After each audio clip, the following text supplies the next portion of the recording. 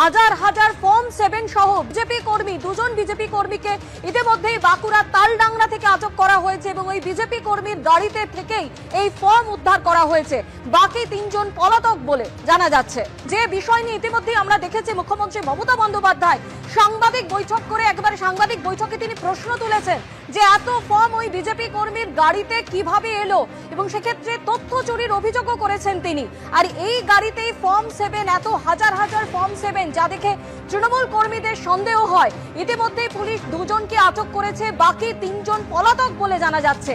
বাঁকুড়া খাতড়া থানায় এফআইআর দায়ের করা হয়েছে এই ঘটনায়। যে সমস্ত সক্রিয় তৃণমূল যারা কর্মী রয়েছে এবং সাধারণ মানুষ রয়েছে তাদের সমস্ত কিছু ফর্ম ফিল আপ করা হয়েছে এবং 7 নম্বর ফিল আপে কেন করা হয়েছে, যারা জীবিত রয়েছে তাদেরকে মৃত বলে দেখানো হচ্ছে। সামনেই বিধানসভা নির্বাচন, এই তার আগে এসআইয়ের এই 7 নম্বর ভোটে যারা জীবিত রয়েছে তাদেরকে মৃত বলে দেখানো হচ্ছে। একটা বড় চক্রান্ত করতে বিজেপি এমনই দাবি করেছে